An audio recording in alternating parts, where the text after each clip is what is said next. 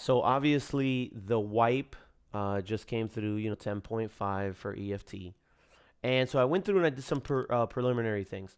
The first thing I did was I went to my settings and I noticed that my binds were still the same. So I would say go ahead and check your binds just in case. But my binds held current. My mouse sense, I believe, is current.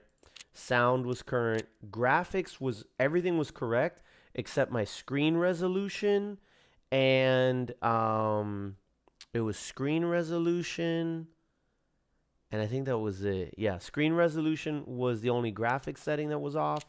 And then under game, my USEC voice was wrong and that was it. And that was it. So, I mean, those are things that you want to check, okay? The other thing is obviously, your stash has been reset. So you're gonna want to go through and view any items that or examine any items that you hadn't already seen. I went ahead and just organized my inventory or my stash in a way where I'm probably gonna have a lot of like items to dump in here on scav runs and whatever the case may be because I'm basically poor again, right? So I'm leaving this big area here open so that as I come in and come out of raids, I can just dump things in here and then sort them out later. I organized by heals or meds, and then I did weapons. These are the weapons that come with the EOD edition: magazines, grenades, extra ammo, accessories or modifications, attachments, and then anything that anything that's wearable, I have here, and then we've got plenty of space down low. So that was the second thing I did. The other thing I did was I went into traders and I examined all of the items per trader.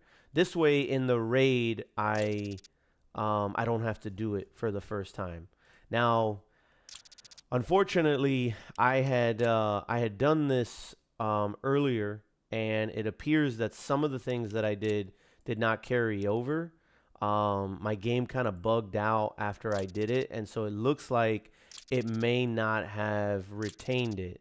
My original plan was that I was gonna do this for all the traders except for fence, and then that way I would just show you or demonstrate how to do it and why to do it. But so we're gonna just go ahead and do it live here because it does look like it did not retain what I did earlier. But anyway, so again, so you want to do this per trader, and this way you can, again, yeah, I'm going to have a problem. That's a real shame. I think I'm going to have an issue here. That's the error I got last time too. So it might not retain what I just did. At any rate, so you want to go ahead and do this yourself and then cross your fingers that it doesn't bug out on you. But so again, you want to do this because otherwise it's going to slow you down when you're mid-raid if you have to look at each of these things. It's Maria15. Thank you for the follow. Welcome to the channel. Yeah, examine seems to be buggy in menus. Yeah.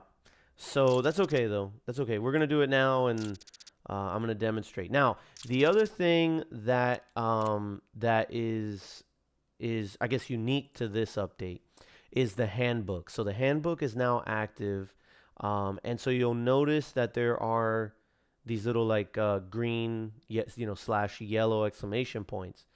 And so this is really interesting because this is going to tell you when there's like a new item or whatever the case is, and if it's a barter item, etc. And so again, originally I had done this, and I was just leaving two categories open for you as a manner of demonstrating how it works. But unfortunately, like I said, a couple of things didn't carry over here. So as you go getting these things unlocked or examined with a trader, or let's say in the out in a raid, then this is going to show up later. And so it's just kind of a way to let you know, like, hey, you found something new. This might be of interest to you. And so you can see here, some of these are already kind of pre-programmed, and then others are not. And so here under weapons mods, you can see the different magazine types. And once you click these all off, then um, then that will clear out the little warnings or attention grabbers, if you will. So that was the other thing that I wanted to show here, because it's just another good quality of life change that I'm finding since 10.5. Then finally, the flea market is now open. And so the way that the flea market works is basically, if you have this item available,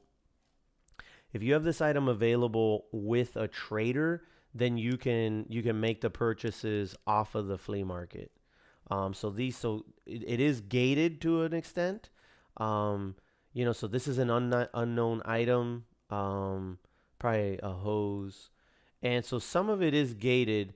But and look at that. Actually, that is excellent. You can actually examine these. So I did not notice that. A golden G phone. That's going to be interesting.